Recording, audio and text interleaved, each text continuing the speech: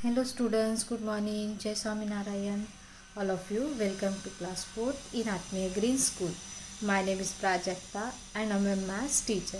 Now we will start lesson number 4, division and unitary method.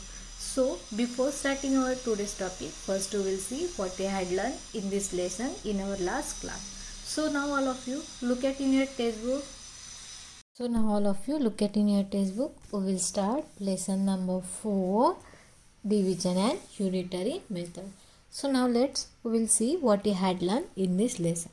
So student, all of you know very well what you had learned in this lesson. First we had learned, here have some example. In the recall exercise we had done the 45 divided by 5 equal to 9. That 45 is known as the dividend, 5 is known as the divisor and 9 is known as the quotient. After the completing division, sometimes some number is left. That left number is known as the remainder. This left number is known as the remainder. After completing our division, now we want to check our answer is right and wrong. So for that, here have a step. Step number 4. First, remainder less than divisor. We want remainder always less than divisor. And then step number 2, then check that quotient multiply by divisor. Quotient multiply by divisor. Quotient multiply by divisor. Then we will add remainder. After doing this sum, we will want a dividend. Quotient multiply by divisor. So 9 multiply by 5, 9 multiply by 5, 45, and then add 3 means 48. Then after we had done the property of division. So student, how many property of division? 4 property of division. How many property of division? 4 property of division. So first property of division is from the one multiplication fact, two division fact can be derived. From the one multiplication fact, two division fact can be derived. For example, 5 into 8 equal to 40. 40 is divided by 8, we will get 5, and 40 divided by 5, we will get 8. Then property number 2, if the number is divided by 1 in any number, so we will get answer is the itself number. When we are divide 1 in any number, so we will get answer is the itself number. Then property number 3, if a number is divided by itself number, if the number is divided by itself number, so we will get answer is the 1. When we are divided by itself number, so we will get answer is the 1. Then property number 4, if the 0 is divided by any number, if the 0 is divided by any number, we will get answer is the 0. We will get answer is the 0. So these are the we had done. Then after we had done the division of 4-digit number by 1-digit number. Then after we had done the division by 2-digit number. So in this topic we had done the estimating the number. Then dividend. So that's also we had done. So then after we had done the divided by 100, tens, 1000. So in the 10 have a 1 0. So when we are divide 10 in any number, so whatever the 1 place value always is the remainder. When we are divided by 100 any number, so whatever the number in 1 and 10 place that always is the remainder, and rest number is the quotient. And when we are divided by 1000 in any number, so whatever the number is 1, tens and 100 place, that always is the remainder, and whatever the rest number is the quotient. So this we had done. Then after we had done the story sum, then after we had done exercise 4.7. Then in the last class we had done unitary method. In the unitary methods, they are giving the many articles. From that many articles we had take out the one article cost. Then after we are doing the multiplication. For example, here look at here, a dozen notebook cost. Here giving the dozen notebook cost 120. How much will be 7 notebook cost? We want to take out a 7 notebook cost. So first we will take out the 1 notebook cost. So for that we will divide 120 divided by 12. Why we are divided 12? Because 1 dozen means 12. Because 1 dozen means 12. So 120 divided by 12 we will get 10. Means 1 notebook cost is the 10 rupees. 1 notebook cost is the 10 rupees. Now we want a 7 notebook cost. So now we will multiply 7 multiply by 10. 7 multiply by 10. 7 multiply by 10 we will get 70. Means 7 notebook cost is the 70 rupees. 7 notebook cost is the 70 rupees. So in that example is coming division and multiplication. That example is known as the unitary method. This method of solving the such problem is called a unitary method. Like that example is known as the unitary method. So these are we had done. Now we will start mathematics A and mathematics B. So in the mathematics question number 1 division, these are the homework for you. ये आपको homework है A से लेकर F तक. So this you solve in your textbook. After this is the compulsory for all.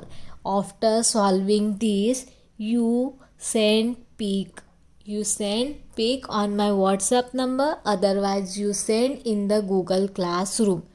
What is the homework? Question number A, divide that from A to F. These are the homework for you. Now look at here. Now we will start question number 2. So question number 2 is, look at here all of you. 1188 students of a school have to go to a stadium in a buses to watch the inter-school cricket matches. If the 40 students can sit in a bus, so how many buses will be required and how many students will the last bus have? देखो school के students हैं वो कहाँ पे जा रहे हैं? Stadium. Where are going in the stadium for watching a cricket match. So in the one bus have a 40 student. One बस में कितने स्टूडेंट जा रहे हैं? 40 स्टूडेंट जा रहे हैं. How many student in the school? 1180. तो हर एक बस में 40 स्टूडेंट जा रहे हैं.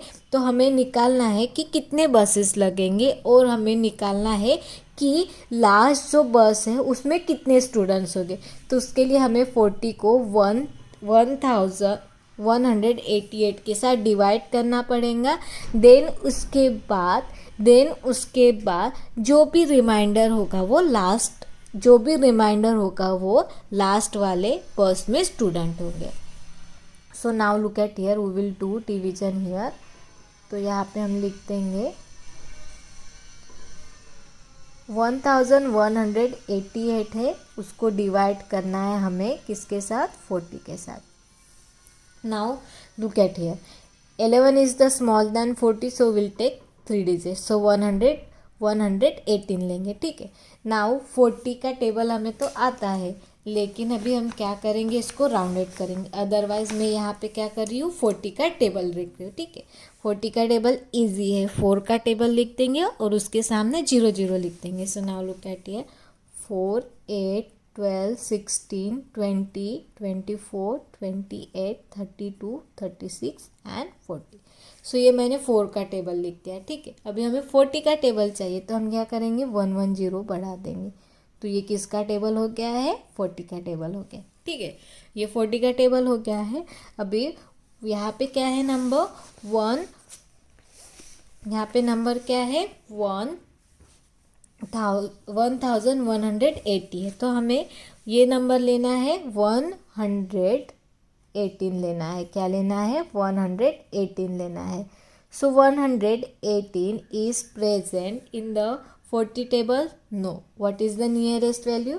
120. ये बिग है तो नियरेस्ट वैल्यू कितनी हो जाएगी? 80. तो यहाँ पे हम क्या लिख देंगे? 2 लिख देंगे. यहाँ पे क्या लिख देंगे? हम 2 लिख देंगे. सॉरी, यहाँ पे आ जाएगा 2 और यहाँ पे कितना आ जाएगा? 80. ठीक है, यहाँ पे कुछ भी नहीं है, 2 यहाँ पे आ जाएगा क्योंकि हम ये 3 डिजिट ले रहे हैं इसलिए।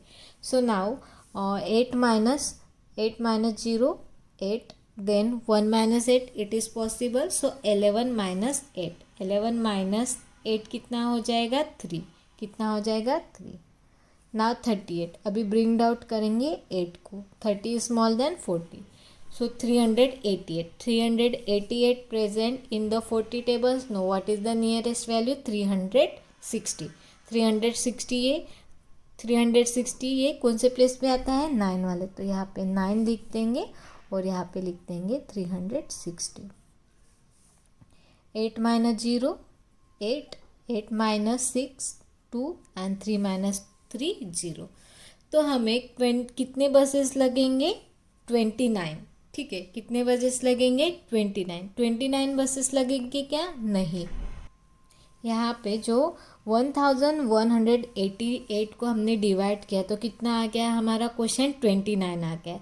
लेकिन जो लास्ट बस है उसमें 28 स्टूडेंट रहेंगे, तो 28 जो स्टूडेंट है उनको भी 1 बस लगेंगी, तो हमें टोटल बस कितने लगेंगी? 30 बस लगेंगी। कितने बस लगेंगे? 30 बस लगेंगी। क्यों 30 बस लगेंगी? क्योंकि 28 जो स्टूडेंट है उनके लिए और एक बस लगेंगी। 29 40 के कितने बसेस लगेंगे? 29। 40 के कितने बसेस लगेंगे? 29। और 28 स्टूडेंट के लिए और एक बस लगेंगी, तो टोटल कितने बसेस लग जाएंगे हमें? टोटल हमें बसेस लगेंगे 30। टोटल कितने बसेस लगेंगे? 30। Totals numbers of buses, total numbers of buses कितने लगेंगे हमें? 30। 29 में हमने 1 ऐड कर दिया है, 29 में 1 ऐड किया। 1 क्यों ऐड कर रहे हैं? क्योंकि 29 बसेस हमें 40 स्टूडेंट के लिए लगेंगे और 28 जो स्टूडेंट बाकी के रिमेंबर हैं उनके लिए 1 बस लगेंगी। और यहाँ पे how many student will be last बस में कितने स्टूडेंट जाएंगे? तो यहाँ पे आंसर लिख रही हूँ मैं, in last buses student in the last बस ओनली, इन द लास्ट बस स्टूडेंट्स इक्वल टू कितने हो जाएंगे? 28। लास्ट बस में कितने स्टूडेंट होंगे? 28। और हमें टोटल कितने बसेस लगेंगे? 30। क्यों 30 लगेंगे? 40 स्टूडेंट के लिए 40 जो स्टूडेंट है वो 29 बसेस में आ जाएंगे और लास्ट वाली जो 28 है स्टूडेंट है उनके लिए 1 बसेस लगेंगी, तो टोटल कितने बसेस लगेंगे हमें? 30। और लास्ट बस में कितने स्टूडेंट होंगे? 28। Now look at here, a metro train is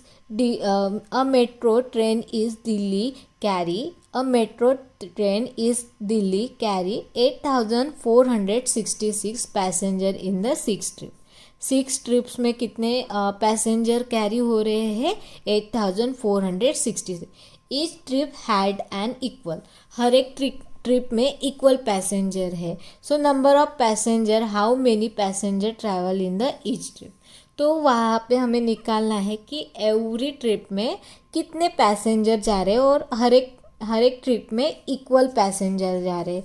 तो उसके लिए हमें क्या करना पड़ेगा? जो हमारा 8,466 है उसको डिवाइड करना पड़ेगा 6 के साथ। सो now all of you look at here, 8,466 है उसको हम क्या करेंगे? डिवाइड करेंगे किसके साथ? 6 के साथ। सो now 8 present in the 6 table? No. So what is the nearest value? 6. 6 is the place of 1. Now 8 minus 6 कितना हो जाएगा? 2. Now bring down to 4. 24 is present in the 6 table in the place of 4. 24 minus 24 0. Now bring down to 6. 6 ones are 6. 6 minus 6 0. Now bring down to 6. 6 ones are 6. 6 minus 6 0. तो हर एक trip है passenger है वो कितने जा रहे हैं? 1 ट्रिप में कितने पैसेंजर जा रहे हैं? 1,466 11, 1411. सो हम लिखेंगे in each trip had passengers equal to, कितने पैसेंजर जा रहे हैं 1411. कितने पैसेंजर जा रहे हैं 1411 पैसेंजर जा रहे हैं each trip. So this is question number 3. Now question number 4. Right down the question and remainder. Question में रिमाइंडर और हमें क्वेश्चन और रिमाइंडर लिखना है. ठीक है. So now all of you look at here. So that already I am teach you, so that already we had done. So when we are divided by 10 in any number, so whatever the one place value always is the remainder. So 1364 divided by 10, so what is the remainder is the 4. And what is the question? 136 is the remainder. 136 is the remainder. Now this is the homework and these also homework. Now look at here, C number 5006 divided by 1000. So these also same. So in the 1000 have a 3 0. So whatever the number in the 1, tens and 100 place, that always the remainder. So what is the number? 006. 006 is the remainder. And what then rest number 5, this is the question. So this now B and D, this is the homework for you. Now look at here, question number 8. 6500 divided by 65. 6565 divided by 65. So 65 अगर हम 65 divide करेंगे 6500 के साथ, तो हमें question मिलेगा 100 और reminder मिलेगा 0. हम यहाँ पे करके भी देखेंगे. ठीक है. सो यहाँ पे हम करेंगे 65 है, 6500 है. 65 इन द 65 प्लेस 1 प्लेस पे आएगा 0. So when divided by 0 any number, so we'll get answer 0. When we are divided by 0 any number, so we'll get answer is the 0. तो हमें रिमाइंडर कितना मिल गया है 0 और क्वेश्चन कितना मिल गया है 100. तो यहाँ पे क्वेश्चन पे आ जाएगा 100 और रिमाइंडर में आ जाएगा 0. नाउ एफ नंबर में क्या है देखो, 351 डिवाइड करेंगे 35 के साथ. 351 डिवाइड करेंगे 35 के साथ, तो हमें यहाँ पे क्वेश्चन मिल जाएगा 10 और रिमाइंडर मिल जाएगा 1. ये भी हम करके देखेंगे. ठीक है. 35 है और 351 है. So 35 answer 35 0. Now bring down the 1 is the small than 35, तो यहाँ पे हम 0 पुट कर देंगे और यहाँ पे 0 लिख देंगे तो 1 आ जाएगा. तो हमारा देखो क्वेश्चन कितना हो गया है 10. 35 को 10 के साथ मल्टीप्लाई करेंगे तो 350 आता है और उसमें 1 ऐड करेंगे तो 351 आता है. तो हमारा क्वेश्चन कितना मिल गया है 10 और रिमाइंडर कितना आ गया है 1. तो हमारा क्वेश्चन यहाँ पे क्या है 10 और रिमाइंडर है 1. So this is the question number 4. Now which are the homework? B and D both are the homework for you. Now look at your mathematics B. सुना, यहाँ पे नंबर दिया है. ठीक है. यहाँ पे नंबर है 46,90,783. 46,90,783 है, उसको डिवाइड करना है 1000 के साथ. So will be get remainder. हमें रिमाइंडर कितना मिलेगा? In the 1000 have a 3 0. So whatever the number in the 1, 10 and 100 place, this always is the remainder. तो यहाँ पे रिमाइंडर कितना हो जाएगा 783. तो इसका रिमाइंडर कितना हो जाएगा 783. जब हम 1000 के साथ किसी नंबर को डिवाइड करते हैं तो जो लास्ट के 3 नंबर्स होते हैं, मतलब 1, 10 और 100 प्लेस वाले नंबर, ये ऑलवेज क्या होते हैं हमारा रिमाइंडर होता है. तो इसका आंसर कितना आएगा 783. Now 2 number. 0 is divided by 9,87,098. So we will get 0.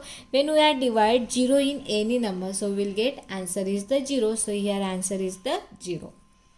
Now if 86 multiply by 69, 86 69 के साथ मल्टीप्लाई करेंगे, so will get answer is the 5934. So we'll get answer is the 5934. So which are the following true? So which statement is the true? So first number 86 divided by 69. 86 को 69 के साथ divide करेंगे तो ये मिलेगा no. 69 को 86 के साथ डिवाइड करेंगे तो ये मिलेगा नहीं. तो यहाँ पे देखो 5934 के साथ डिवाइड करेंगे 86 को तो हमें 69 मिलेगा. एंड 5934 को अगर हम 86 के साथ मल्टीप्लाई करेंगे तो 69 मिलेगा क्या? नहीं. तो इसमें से ये सही है. हमने पढ़ा था this is the property number 1. So from the one multiplication 2 division fact can be derive. तो ये जो 5934 है इसको अगर हम 86 के साथ डिवाइड करेंगे तो आंसर कितना मिलेगा? 69 जो अदर नंबर है. तो then 4 number given the cost of 5 pence ₹100. We can find the cost of the 7 pence by. हमें 5 पेन की कॉस्ट दी हुई है, हमें 7 पेन की कॉस्ट निकालनी है. तो पहले हमें 1 पेन की कॉस्ट निकालनी पड़ेंगे. तो उसके लिए हमें 100 को 5 के साथ डिवाइड करना पड़ेगा, देन 7 के साथ मल्टीप्लाई करना पड़ेगा. तो स्टेटमेंट कौन सा आएगा? डी वाला. हमें 100 को 5 के साथ डिवाइड करना पड़ेगा, देन 7 के साथ मल्टीप्लिकेशन करना पड़ेगा, तभी हमारा आंसर करेक्ट आएगा. 100 को 5 के साथ मल्टीप्लाई करेंगे तो ये 100 पेन की कॉस्ट निकल जाएंगी और 7 डिवाइडेड हो जाएगा. और यहाँ पे 100 को 7 के साथ डिवाइड करेंगे क्या? नहीं, क्योंकि हमें 5 पेन की कॉस्ट दी हुई है. और यहाँ पे 100 को 7 के साथ मल्टीप्लाई करेंगे क्या? नहीं. और 5 के साथ नहीं. तो इसका आंसर आएगा डी. 100 को हम 5 के साथ डिवाइड करेंगे और मल्टीप्लाई करेंगे 7, तो हमें 7 पेन की कॉस्ट मिल जाएगी. Now question number 5, higher order thinking. So now look at it. A dry cleaning shops get an order of the 692 sarees to be a dry clean in the week. If the 13 sarees are left dry at the ends of the week, so how many were dry cleaning every days? देखो यहाँ पे एक dry cleaning का shop है, वहाँ पे उनको dry clean करने के लिए साड़ीज़ को ड्राई क्लीन करने के लिए कितने साड़ीज़ मिली है? 692 साड़ीज़ मिली है. 1 वीक में उन्होंने साड़ी को ड्राई क्लीन किया है और उसमें से 13 साड़ी जो है वो ड्राई क्लीन करने की उनकी बच गई है, वो लेफ़्ट हो गई है, रह गई है. तो हमें निकालना है कि 1 वीक में उन्होंने एवरी डे में कितने साड़ीज़ को ड्राई क्लीन किया. तो उसके पहले हमने 692 में से 13 को माइनस करना पड़ेगा. क्यों 13 को माइनस करें? क्योंकि आफ्टर द 1 वीक होने के बाद इतने साड़ी उनकी ड्राई क्लीन करने की बच गई है. क्या हो गई है? लेफ्ट है, बच गई है. तो उसके लिए हमें 692 में से 13 को माइनस करना पड़ेगा और जो कुछ भी आंसर आएगा उसको हमें 1 वीक में कितने डेज आते हैं? 7. तो हमें फिर उसको 7 के साथ डिवाइड करना पड़ेगा. तो हमें पता चलेगा कि एवरी डे में कितने साड़ीज़ को ड्राई क्लीन किया है. So now look at here. Use the picture solve the problem. ये पिक्चर्स दिया. टोटल कितने साड़ीज़ है? 692 है. उसमें से उनको 13 साड़ीज़ लेफ्ट है. तो हमें 692 में से 13 को माइनस करना पड़ेगा. 692 में से अगर हम 13 को माइनस करेंगे तो कितना आ जाएगा? 12 - 3 9 एंड यहाँ पे 8 - 1 7 एंड यहाँ पे 6. तो कितनी साड़ी बच गए हैं? 679. सो 7 डेज में उन्होंने कितने साड़ीज़ को ड्राई क्लीन किया है? 679.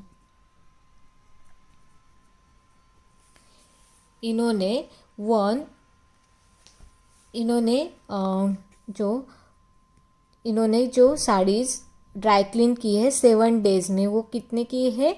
679 679 कितने की है 679। अभी हमें निकालना है कि एवरी डे उन्होंने कितने साड़ीज़ को ड्राई क्लीन किया। तो इसके लिए हमें क्या करना पड़ेगा, यहाँ पे 679 है, उसको डिवाइड करना पड़ेगा 7 के साथ। उसको क्या करना पड़ेगा, डिवाइड करना पड़ेगा 7 के साथ। सो 6 is small than 7, so we'll take 67. 67 is present in the 7 tables. Now what is the nearest value? 63. 63 in the place of 9. Now 6 minus 6 0, 7 minus 3 4 and 9.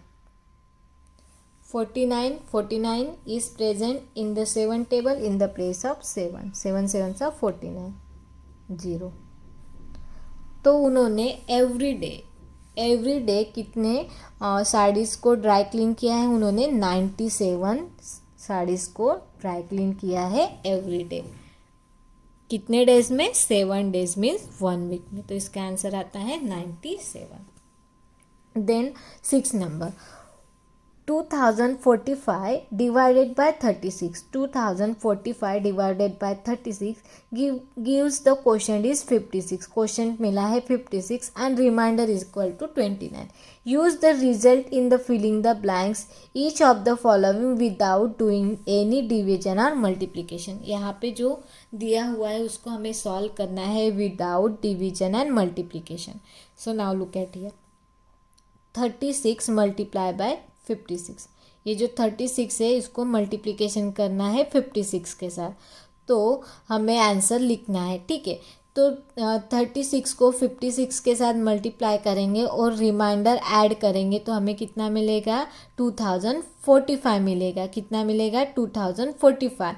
लेकिन हमें ये दोनों ही मल्टीप्लिकेशन करना है, इसको ऐड नहीं करना है। ये हमारा चेक वाला था। अगर हमें चेक करना पड़ता है हमारा आंसर सही है कि नहीं, तो उसके लिए हम क्या करते हैं, डिवाइजर होता है उसको मल्टीप्लिकेशन करते हैं क्वेश्चन के साथ और रिमाइंडर ऐड करते हैं, रिमाइंडर को ऐड करते हैं, देन ये हमें ये आंसर मिल जाता है। लेकिन यहाँ पे रिमाइंडर दिया है 29, ये दोनों का ही मल्टीप्लिकेशन करके हमें आंसर चाहिए और हमें मल्टीप्लिकेशन और डिवीज़न नहीं करना है। तो हम क्या करेंगे, 2045 जो है उसमें से 29 को माइनस कर देंगे।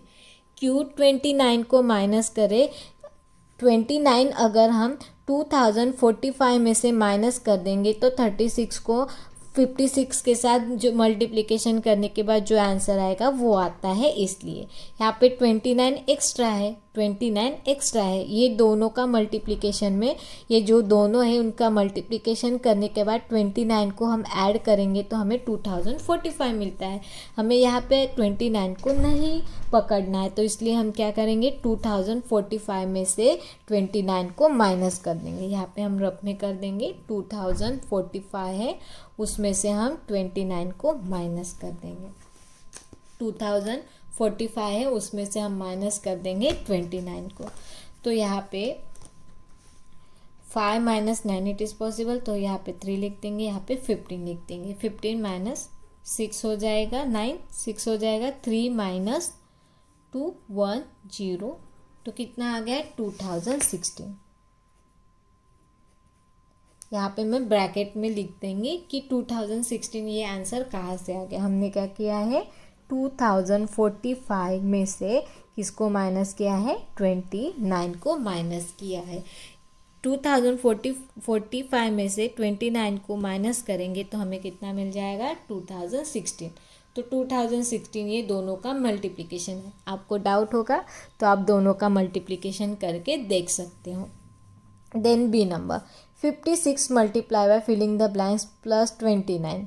देखो 56 को 36 के साथ मल्टीप्लाई करेंगे और 29 ऐड कर देंगे तो 2045 आता है। तो यहाँ पे क्या आ जाएगा, 36। 56 को जो क्वेश्चन है उसको मल्टीप्लाई करेंगे 36 के साथ और ऐड करेंगे 29, तो हमें मिल जाएगा 2045। Then C number 2050 divided by 36, given the question is 56 and remainder will be, देखो 2050 को 36 के साथ डिवाइड करेंगे तो हमें क्वेश्चन मिल रहा है 56। तो हमें रिमाइंडर निकालना है। यहाँ पे 45 है, 45 से यहाँ पे 5 नंबर ज़्यादा है, 45 में अगर हम 5 मिला देंगे तो कितना आता है, 2050 आता है। तो हमें क्या करना पड़ेगा, यहाँ पे जो रिमाइंडर है वहाँ पे भी 5 को ऐड करना पड़ेगा। यहाँ पे जो रिमाइंडर है उसमें भी 5 को ऐड करना पड़ेगा। सो 29 में अगर हम 5 ऐड कर देंगे तो कितना आ जाएगा, 34। तो इसका रिमाइंडर कितना है, 34। यहाँ पे हम लिख देंगे 29 में हमने 5 को ऐड कर दिया, क्योंकि 2050 ये 45 से 5 नंबर से बड़ा है इसलिए। देन 2032 डिवाइडेड बाय 36, तो will get question 56 and remainder. हमें रिमाइंडर निकालना है। तो अभी हम क्या करेंगे, 29 रिमाइंडर है, ठीक है। यहाँ पे पहले 2045 से 32 ये कितना छोटा है वो निकालना पड़ेगा हमें। देन उसके बाद ही हम क्या करेंगे, 29 से वो नंबर माइनस करेंगे। 2045 है, उसमें से हम माइनस करेंगे 2032 को, क्योंकि यहाँ पे देखो 5 ऐड किया था, इसमें 5 ऐड किया था, ये डायरेक्ट कर दिया था। यहाँ पे स्मॉल नंबर है तो हम क्या करेंगे, 45 में से 32 को माइनस कर देंगे। सो 5 माइनस 2 3 एंड 1 0 0, तो कितना आ रहा है, 13। अभी हम 29 में अगर हम 13 को माइनस कर देंगे, 29 में अगर हम 13 को माइनस करेंगे तो कितना आता है, 6 एंड 1 16। तो यहाँ पे रिमाइंडर में कितना आएगा, 16 आएगा। 29 में से अगर हम किसको माइनस करेंगे, 13 को माइनस करेंगे तो यहाँ पे रिमाइंडर कितना आ रहा है, 16 आ रहा है। क्यों 13 लिया है, क्योंकि 2032 ये 2045 से 13 से छोटा है। कितने से छोटा है, 13 से छोटा है, इसलिए 29 में से हम 13 को माइनस कर देंगे और यहाँ पे हम क्या लिख देंगे, यहाँ पे हम लिख देंगे 16। Now look at here, 36 multiply by 55 equal to 36 multiply by 56 minus 36। Now look at here, यहाँ पे 55 है, हमें ये और ये दोनों इक्वल लाना है। तो 56 में से हम क्या माइनस करेंगे, तो हमें 55 मिल जाएगा 1। 36 को 56 के साथ मल्टीप्लाई करेंगे, 36 को 56 के साथ मल्टीप्लाई करेंगे तो कितना मिल जाएगा, हमें मिल जाएगा 2016। और 36 को अगर हम 1 के साथ मल्टीप्लाई करेंगे तो 36, दोनों का एडिशन और इसका मल्टीप्लिकेशन ये सेम हो जाएगा। Then now 36 multiply by 57 equal to 36 multiply by 56। यहाँ पे देखो 57 है और यहाँ पे 56 है, तो 56 में क्या ऐड करेंगे, 1 ऐड करेंगे तो क्या हो जाएगा, 57। इसका मल्टीप्लिकेशन और इसका मल्टीप्लिकेशन दोनों को ऐड कर देंगे तो हमें ये मिल जाएगा। सो this is the question number 6। Now look at here question number 7। You have a 100 marbles and your friend have a 20 marbles. How many marbles should have a give your friend so both have a equal numbers of marbles? आपके पास 100 marbles है, आपके friend के पास 20 marbles है, तो आप उसको कितने marbles दोगे तो आपको इक्वली मार्बल्स हो जाएंगे दोनों के पास। तो उसके लिए हमें पहले दोनों के मार्बल को ऐड करना पड़ेगा। योर मार्बल्स उसमें ऐड करना पड़ेगा friends marbles. So your have 100 and your friend have 20, दोनों को ऐड करेंगे तो 120। अभी 120 को हम 2 के साथ डिवाइड करेंगे। क्यों 2 के साथ डिवाइड करेंगे, क्योंकि हमें इक्वल चाहिए।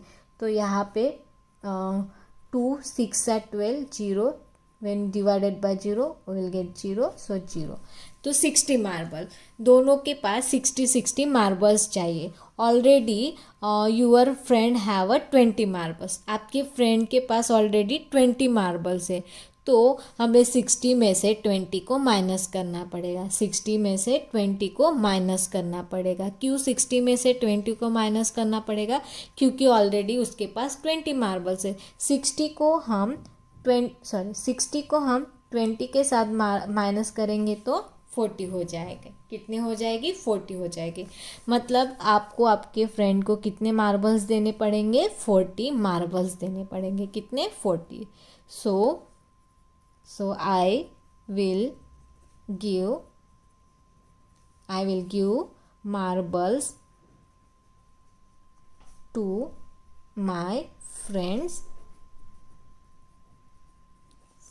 40। कितने मार्बल्स दोगे आपके फ्रेंड को? आप 40 मार्बल्स दोगे। क्यों 40? क्योंकि ऑलरेडी उसके पास कितना है? 20 मार्बल्स ऑलरेडी उसके पास है। तो 40 मार्बल्स उसको आप दोगे तो दोनों के पास कितने हो जाएंगे? 60 मार्बल्स हो जाएंगे। So this is our mathematics A and B.